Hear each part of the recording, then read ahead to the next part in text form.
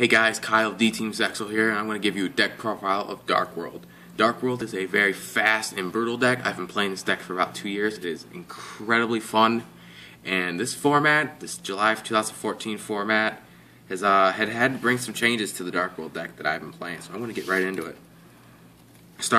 We run 3 graphas. Grapha is the reason why Dark World is just so powerful. No deck has something as disposable but as powerful as Grapha. You can dark hole on top of your own Grapha with very little repercussion because he returns to the field so easily.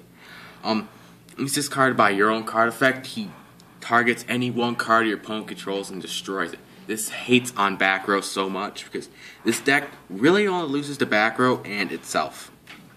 And then you can return one Dark World monster you control to the hand and special summon him from the graveyard. So after you discard him, you can summon any Dark World monster from your hand and return it. It's a tributeless level 8 monster. It's great. My normal target for returning to the hand is Brow, which I use 3 of. When he is discarded by a card effect, I draw a card. While I don't use that effect very often, I prefer to use him just to return to the hand for Grapha. He's good in both his effect aspect and his disposability to get Grapha to the field, which is why you want to run 3. Speaking of running 3, you run 3 of pretty much every good card in this deck, such as 3 Snows, which she is the searcher of the deck. She gets your gates, she gets your Grapha, she gets your dealings, get any Dark World card from the deck when she's discarded. Also, I'll occasionally use her as my quote-unquote bounce fodder for Grapha. Next, I run 3 tour guides.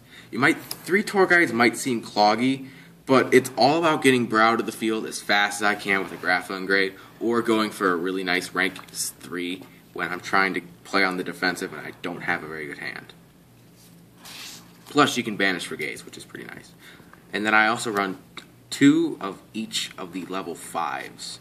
That seems kind of a lot for some players, but I like the rank 5. Level 5s, because they're pretty big. They're 26 with gates on the field, and I can access. I also use a couple of rank 5s that are really good. And it's just nice to have these guys. Plus, when you discard either of them, they special summon themselves to the field, so I don't have to use my normal summon to get Graphas to the field. Next, I use 2 Trance Archfiends. I used to run 3, but I needed room to add a little back row, so I took one out. This guy lets me discard a Fiend-type monster, and he gains 500 attack. It is not a cost to discard that Fiend-type monster, so my Dark World effects will go off. He also, when he's destroyed, I can get any banished Dark back to my hand. So if my Grapha gets bottomless or banished somehow, I can get him back. I can also get back anything I banish with gates, such as a tour guide. I run 1 beige. I don't like to run too many of this guy just because he's so little for a level 4 without gates on the field.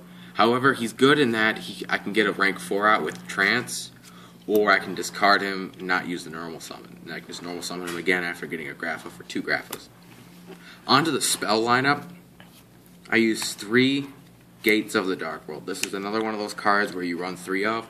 It's just too good to not have for this deck. All Fiend-type monsters on the field gains range attack and defense. It's not a substantial boost, but it's enough to give Grapha 3,000 attack, which is great. But the real MVP of this deck, or card, is the effect, which I can once per turn banish a Fiend-type monster from my graveyard, the cost, and that resolution, discard a Fiend-type monster, then draw 1 card. This makes the deck insanely fast and lets me discard happily so I can make combos. Another card I like you should run 3 of always is 3 Dark World Dealings. Every player draws a card and discards a card. For most decks, this would just be a 0, but for Dark World, it's essentially a +2. Because I get my discard and I get a draw, which is fantastic. Next, I run 3 Drag Down to the Grave. There's not a lot of decks that can utilize this, but Dark World is one of them. Not only am I able to get the information on my opponent's hand by looking into it with Drag Down, I also get a Dark World discard, which gets more combos off. It's absolutely incredible. I recommend running at least 2, if not 3 of this card. Next, I run 2 Upstart Goblins. I used to run 3, but I found it to be a little cloggy with this format with Heavy Storm gone. It just wasn't as powerful as it used to be when all decks were just turbo, turbo, turbo. But now I run 2. The 1,000 life point gain is negligible because grapha is just such a big monster. Next, I run 1 Dark Hole. Dark Hole is just an incredible card. You just don't run decks without it. It just nukes the field. Pretty much every player knows that. You can Dark Hole on top of your own grapha if it's stuck with a fiendish chain or something, so you can free it and you can start attacking again. 1 Layer of Darkness. I run Dark Monsters, and this is a very draw-heavy deck, so all signs pointed to playing in a Layer of Darkness. Plus, I can get the Banished Dark back with Trance Archfiend later. 1 Foolish Burial. While I don't get Grapha's discard effect, it gets into the grave faster, which is absolutely amazing. And 1 Gateway to the Dark World. With Monster Reborn gone, this was a very acceptable substitute because I can play it on my opponent's turn at the end phase. Like, I could have this set, could have a Grapha in the graveyard and any Darkwold monster in the graveyard. I could flip this guy up to the end phase, get the Darkwold monster, and then my next main phase, which will be immediately after that, I can bounce that Darkwold monster for the Grapha in the graveyard. It's a very good card. I run 1 MST because I already have 3 Graphas which blow up a card. I also have Eradicator, which I usually target traps because this deck loses the traps pretty easily. So 3 MSTs isn't necessary. I use 2 in the side, which is just in case they do have a lot of banishing stuff. Onto the trap lineup, I run 2 Dark Smog. This card kind of slowed down the deck a little, but the hero in this card is banishing stuff from my opponent's graveyard, which is really nice, I guess, especially in the Bujin matchup, because I can stop them from using turtles and hares before they get to use them, which is very nice. I also run 1 Eradicator Epidemic Virus. When this thing went down to 1, it was kind of disappointing because I couldn't hate on back rows easily, but it's still a strong tech. Basically, I can distribute any Dark Monster with 2,500 or more attacks, say one of my level 5s or Grapha, and call spells or traps. Not only do I get to see my opponent's hand, every spell and trap they control, and everything they draw for the next 3 turns, and destroy that particular type, which is nice, especially against traps, because Darkwold is afraid of traps. Then we have Bottomless, Torrential, Compulse. Bottomless just stops summons pretty easily, except for a couple cards, say Beals, but it's nice to have. Torrential Tribute, I can Torrential on my Graphas and not really have too many repercussions. It clears the board, it's really nice to have. Compulse, I only get 1 per deck, which is kind of disappointing, but you can use it to save your Graphas and discard them again, get another pop. You can stop your opponent's Xyz plays. If your opponent's going to obviously go into an Xton or something, you can bounce that. But now on to the extra deck. Speaking of extra deck cards, I run a Wind Up Zen mains for when I'm not having a good day.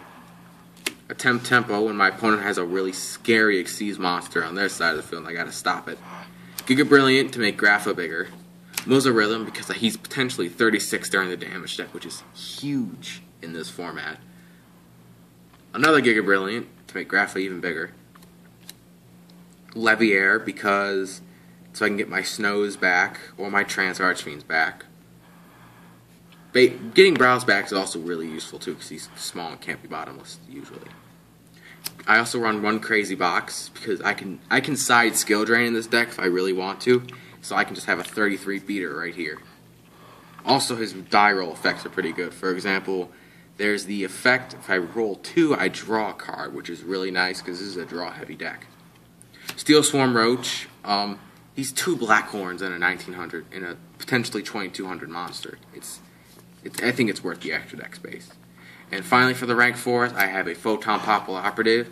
She's been around for a really long time, since Galactic Overlord, that's a while ago. And she just helps me get over stuff that I normally would not be able to get over. Say, if my opponent's on the run, they got something in defense position, I can do some damage by making it to attack position. They also lose 600 off that monster, which is really big. Onto the rank 5s, the very few that I do use. I have a Tyrus, the Keeper of Genesis, and Volcasaurus. Tyrus is great because he can't be destroyed by card effects while he has Exceed material, which means I can freely swing into my opponent's monsters with no repercussions. Also, if I actually do battle with him, I can destroy a card they control, so I can destroy more back row for grapha. And then Volcasaurus, he blows up monster of my opponent's control, under my opponent's control, and they take the original attack of it, which is great. However, he can't attack directly, which I remedy with running Gaia Chargers.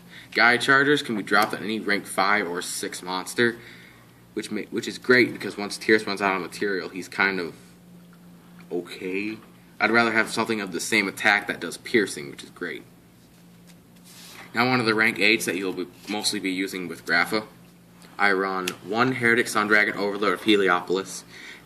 He's 3,000 already. Plus, I can destroy cards by attributing monsters from my hand or from my side of the field, including himself if I really wanted to. This lets me hate on back row to clear the field for more monsters. I can destroy monsters that I can't get over with my graphas. He's a great card to run.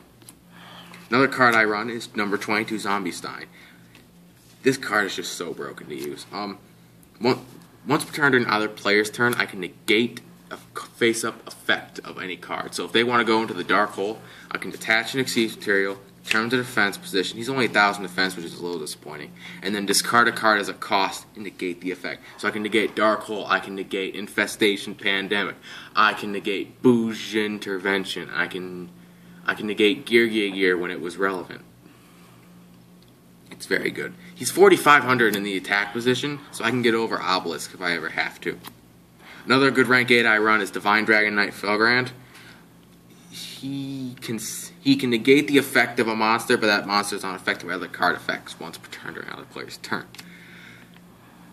That is good for both of its effects. I can save Felgrand or one of my graphas, or I can negate the effect of one of my opponent's monsters and potentially stop their plays. He's 28 as well, which is really big. Another card I run is number 40, Gimmick Puppet of Strings. She's really only there for really long stall games, and I need to be able to blow up a bunch of monsters en masse. So basically, I detach an Exceed material and put string counters on every face-up monster on the field, except her. And then in my opponent's next end phase, destroy every monster string counter, and they burn for 500 for every monster destroyed. It's great to use, especially in those long, boring stall games. The last one I use is Neo Galaxy Eyes Photon Dragon. This guy is huge, and he's a great out to a lot of your problems. Exceed-related problems, of course. He's 4,500, and once per turn, I can detach an Exceed material and then detach all of Exceed's materials from both sides of the board, except on him. He gains 500 for everyone detached, and he gets to attack not only his normal time, but he can attack as many times as there were Exceed materials attached. So he can be potentially 6,000-7,000 and attack a lot. He's potentially a game ender if your opponent has no background. Well, that's Dark World deck for you guys. Thanks for tuning in. Feel free to rate, comment, subscribe, share it with your friends. This is Kyle out.